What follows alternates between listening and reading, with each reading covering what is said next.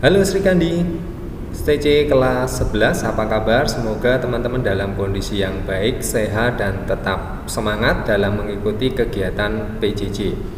Oke, pada kesempatan yang baik ini, Pak Anton akan melanjutkan materi kita tentang perdagangan internasional. Secara khusus di video ini Pak Anton akan menjelaskan tentang teori perdagangan internasional. Ada dua teori yang akan kita bahas, teman-teman. Yang pertama nanti adalah teori dari kaum merkantilis, dan yang kedua nanti teori dari kaum klasik. Jadi dua itu yang akan kita bahas dalam sesi ini. Oke, langsung saja ya. Semoga teman-teman masih ingat ya materi sebelumnya tentang perdagangan internasional, karena ini masih lanjutannya.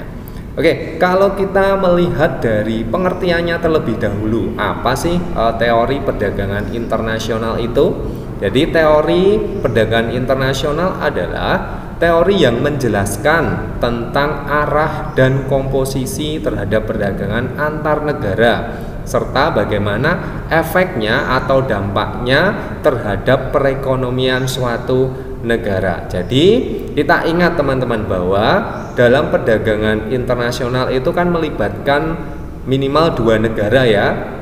Dalam perdagangan tersebut tentunya suatu negara harus berpikir bagaimana negaranya itu mendapatkan dampak yang baik dari perdagangan internasional. Maka ada dua teori yang mendasari satu negara berhubungan atau melakukan perdagangan internasional dengan negara yang lainnya.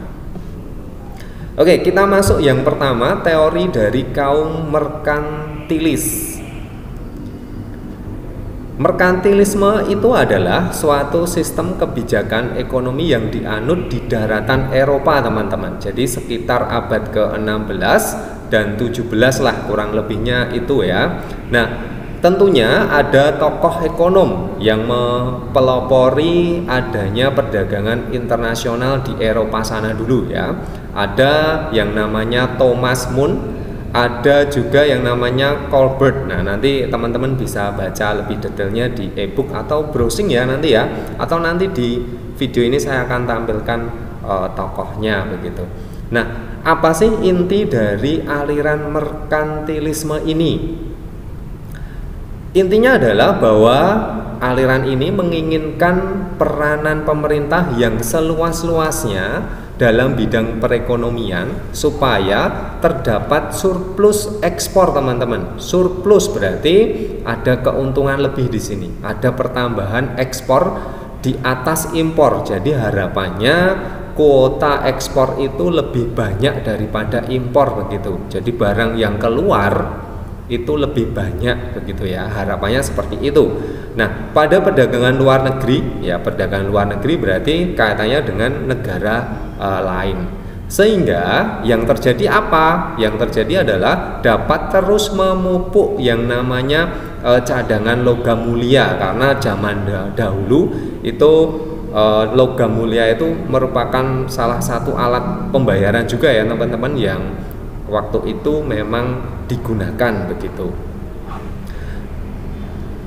Nah, lalu perlu diketahui teman-teman bahwa suatu negara itu bila memiliki cadangan logam mulia banyak, berarti bisa dikatakan negara tersebut adalah bagaimana? Ya, negara yang kaya.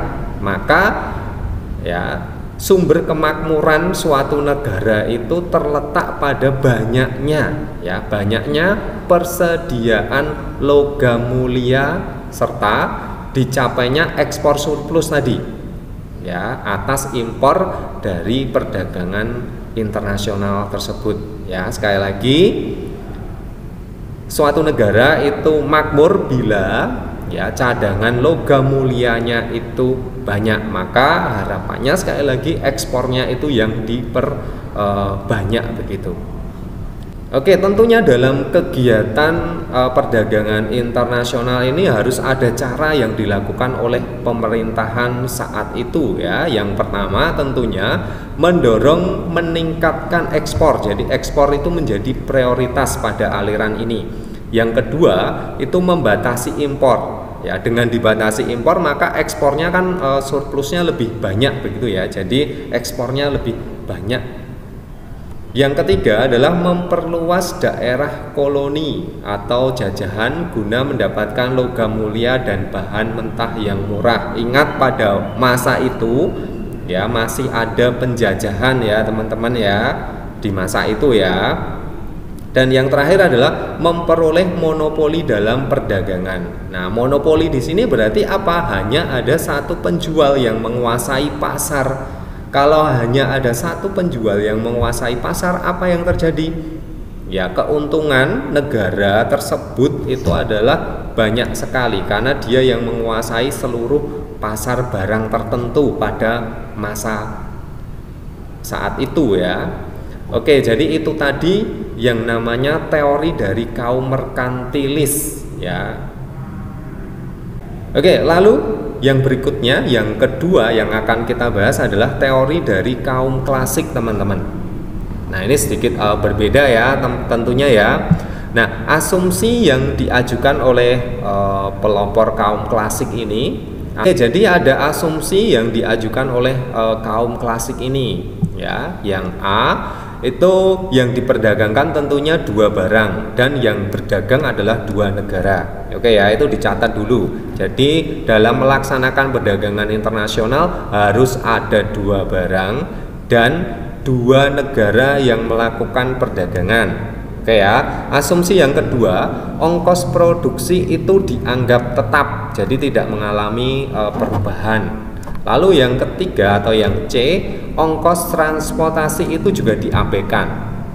Lalu yang D, tidak ada perubahan teknologi, jadi teknologi yang digunakan dalam proses produksi itu sama.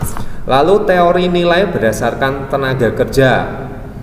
Berikutnya, faktor produksi bebas bergerak di dalam negeri tetapi tidak dapat melampaui batas negara. Jadi perputarannya hanya di dalam negeri saja teman-teman. Lalu berikutnya adanya persaingan di pasar barang dan pasar faktor produksi. Lalu yang terakhir distribusi pendapatan tetap. Nah ini adalah asumsi-asumsi yang diajukan oleh kaum klasik. Nah maka dalam teorinya, ini teori klasik ini dikemukakan oleh tokoh ya tentunya ya teman-teman. Ada dua tokoh ya. Yang pertama adalah Adam Smith dan yang kedua adalah David Ricardo. Nah, kita akan bahas dulu yang namanya teori keunggulan mutlak. Jadi ini masih sama ya, di aliran klasik itu ada dua teori teman-teman. Jadi ada yang namanya teori keunggulan mutlak dan yang satu lagi adalah teori keunggulan komparatif. Nah, seperti apa bedanya? Kita akan coba jelaskan ya, Pak Anton akan coba jelaskan. Oke, yang pertama teori keunggulan mutlak atau istilahnya adalah absolute advantage.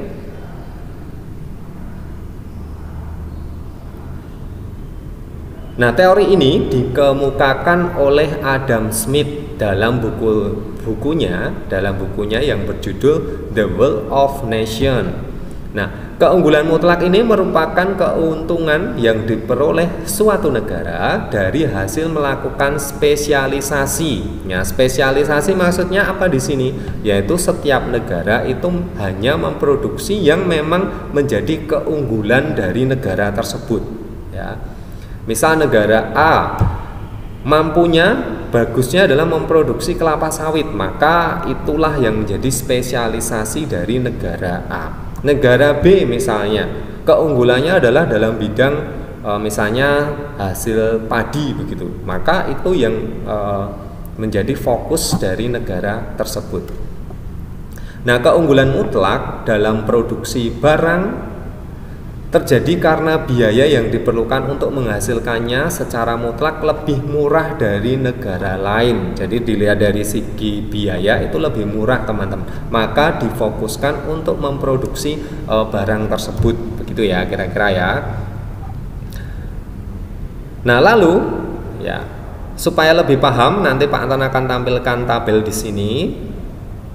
Jadi misalnya saya memberikan contoh di sini ada dua negara ya yang menghasilkan beras dan tekstil. Oke ya, jadi di situ ada dua negara yang menghasilkan beras dan tekstil. Nah, negara yang pertama adalah Vietnam, sedangkan negara yang kedua adalah Indonesia. Nah, perhatikan hasil produksi dari beras dan tekstil. Oke, kita lihat dulu Vietnam. Vietnam dapat menghasilkan beras itu adalah 2000 kilo. Ya, ini asumsi ya, ini hanya untuk contoh ya teman-teman, analogi ya supaya mudah dipahami begitu. Lalu tekstilnya adalah 1000 meter begitu ya. Sedangkan Indonesia menghasilkan beras itu adalah 1500 kilogram, sedangkan tekstilnya adalah 3000. Nah, teman-teman bisa memperhatikan di sini. Kita bandingkan dulu dari barang atau produksi beras antara Vietnam dengan Indonesia. Mana yang lebih unggul hasil produksi berasnya? Yaitu adalah Vietnam. Ya, lebih unggul di situ kalau dilihat dari data unggulnya 500 kg begitu ya, lebih tinggi dari di Indonesia. Jadi Vietnam itu lebih banyak produksinya. Lalu kalau dilihat dari produksi tekstil, yang lebih banyak adalah Indonesia, mampu menghasilkan 3000 meter, lebih banyak daripada Vietnam. Nah, maka di manakah keunggulan mutlak dari masing-masing negara? Mana yang akan diproduksi oleh negara tersebut? Ya, kita langsung bisa melihatnya, teman-teman ya. Kita bisa melihatnya di sana. Nah, dari tabel yang tadi Pak Anton sajikan, jadi seorang pekerja di Vietnam dapat menghasilkan beras lebih banyak daripada seorang pekerjaan di Indonesia. Oke ya, kalau kita tadi melihat hitungannya adalah pekerja. Lalu seorang pekerja di Indonesia dapat menghasilkan tekstil lebih banyak daripada seorang pekerja di Vietnam. Ya, sehingga Vietnam secara mutlak lebih efisien dalam memproduksi apa? Memproduksi beras. Sedangkan Indonesia secara mutlak lebih efisien dalam produksi tekstil. Ya, dari data tabel tersebut sudah dapat disimpulkan seperti itu. Ya, oke, kalau kita buat kesimpulannya seperti apa, teman-teman? Bisa? Ya. Oke, jadi Vietnam akan mengekspor beras ke Indonesia. Oke ya. Jadi Vietnam akan mengekspor beras ke Indonesia. Kenapa? Karena produksi beras di Vietnam itu lebih banyak, maka diekspor ke Indonesia. Dan mengimpor tekstil dari Indonesia, karena tadi kan produksinya sedikit ya, lebih baik efektif menghasilkan beras Vietnam daripada tekstil. Lalu begitu sebaliknya, Indonesia akan mengekspor tekstil ke Vietnam. Oke ya. Karena produksi tekstil di negara Indonesia itu lebih banyak dan akan mengimpor beras dari Vietnam. Oke ya, jadi terlihat jelas bahwa setiap negara punya spesialisasinya sendiri-sendiri.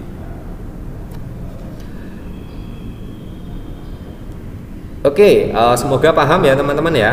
Semoga jelas. Kalau ada pertanyaan nanti boleh chat Pak Anton begitu. Oke, lalu Berikutnya kita akan membahas teori keunggulan komparatif. Nah, ini sedikit berbeda dengan yang mutlak tadi ya. Dalam bahasa Inggris comparative advantage ya. Ini dikemukakan oleh satu tokoh juga, yaitu yang namanya David Ricardo. Jadi ini adalah tokoh atau pelopor dari teori keunggulan komparatif. Nah, kita tahu bahwa teman-teman ya, setiap negara itu tidak mungkin punya spesialisasi seperti yang contoh keunggulan mutlak begitu ya. Jadi ada kalanya itu sebuah negara memiliki keunggulan mutlak dalam menghasilkan semua jenis barang yang diperdagangkan. Jadi negara A misalnya mereka mampu menghasilkan 2 jenis barang secara lebih unggul. Itu bisa saja terjadi ya teman-teman. Namun selalu ada potensi keunggulan yang dapat diperoleh dalam perdagangan internasional selama biaya relatif untuk memproduksi barang antara sebuah negara dengan negara lain itu berbeda ya. Jadi walaupun negara tertentu itu dapat menghasilkan lebih banyak atau lebih baik dari negara lain, tetapi masih ada potensi untuk melakukan perdagangan internasional begitu. Oke, kita akan melihat contoh ya. Kita akan melihat contoh. Pak Anton akan tampilkan tabel di sini. Jadi ini adalah produksi seorang pekerja dalam sehari ya teman-teman ya. Tabel ini ada 2 negara sama, yaitu Kanada dan Indonesia. Nah, di sini hasil produksi yang dihasilkan adalah sepatu dan pakaian. Oke ya. Seorang pekerja di Kanada dalam sehari itu dapat menghasilkan sepatu jumlahnya 5 pasang. Oke ya, sedangkan pakaian itu 4 potong. Sedangkan pekerja, salah satu pekerja di Indonesia begitu ya, dapat menghasilkan sepatu itu 6 pasang, sedangkan pakaian itu adalah 12 potong. Oke, dari data tabel ini kita bisa melihat bahwa negara mana yang memiliki keunggulan mutlak sebenarnya, dapat menghasilkan barang itu lebih banyak dari negara lain. Nah, untuk sepatu ini ada negara Indonesia, dari pakaian itu negara Indonesia juga. Jadi dua-duanya itu Indonesia unggul dalam contoh ini ya, dalam contoh ini. Nah, maka dari tabel di atas itu Indonesia memiliki keunggulan mutlak dalam hal produksi sepatu maupun pakaian. Oke ya. Tetapi keuntungan tertinggi dari produksi yang dilakukan oleh pekerja di Indonesia adalah pakaian kalau dilihat dari datanya ya. Kalau dibandingkan dari sepatu dan pakaian, maka lebih banyak unggulnya itu di bagian pakaian, yaitu 12 di sana. Nah, sementara Kanada memiliki kelemahan mutlak ya, karena kedua barang tersebut yang dihasilkan itu lebih sedikit daripada yang dihasilkan seorang pekerja di Indonesia ya. Tetapi bisa dilihat teman-teman ya, ada produksi yang lebih banyak di sini, sepatu itu lebih banyak. Oke ya, lebih banyak daripada pakaian kalau dilihat dari Kanada. Nah, di sini ya dari data tersebut, bagaimana kedua negara tersebut bisa melakukan perdagangan internasional, teman-teman, supaya masih bisa bekerja sama dan saling menguntungkan di sini. Bagaimana caranya? Kita bisa melihat di sana. Secara sekilas itu bisa terlihat bahwa nantinya Kanada itu akan memproduksi sepatu dan Indonesia akan menghasilkan pakaian. Ya, oke, dari perbandingan seperti itu. Nah, kalau dihitung menggunakan perhitungan perbandingan begitu ya. Jadi di Indonesia satu potong pakaian itu sama dengan 0,5 pasang sepatu. Jadi itu kalau dibandingkan ya, kalau di Indonesia. Caranya bagaimana? Ya berarti sepatu itu ya 6 dibagi 12, maka kan hasilnya 0,5 begitu ya. Lalu kalau di Kanada satu potong pakaian itu hasilnya sama dengan 1,25 pasang sepatu. Nah, itu bisa dibandingkan teman-teman ya. Pakaian berarti dengan sepatu berarti 5 dibagi 4 begitu ya. Maka itu hasilnya. Nah, jika dua negara itu melakukan perdagangan internasional, maka Indonesia akan mendapatkan keuntungan 0,75 pasang sepatu.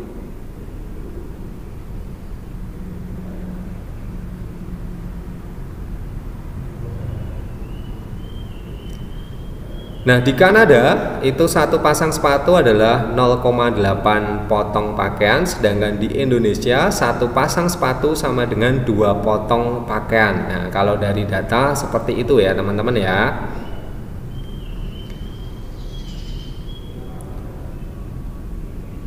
Nah, jika kedua negara berdagang, maka Kanada akan mendapatkan keuntungan 1,2 potong pakaian ya dari data tersebut. Nah, maka kesimpulannya apa? Sebaiknya Indonesia akan mengekspor pakaian ke Kanada dan mengimpor sepatu dari Kanada. Sebaliknya, Kanada akan mengekspor sepatu ke Indonesia dan mengimpor pakaian dari Indonesia. Nah, dengan demikian teman-teman bisa memperhatikan bahwa antara dua negara tersebut itu masih bisa melakukan yang namanya perdagangan internasional. Oke, baik, terima kasih sudah menonton video pembelajaran ini sampai selesai, dan semoga apa yang saya sampaikan ini bisa sedikit membantu proses pembelajaran kalian mengenal tentang teori perdagangan internasional. Terima kasih.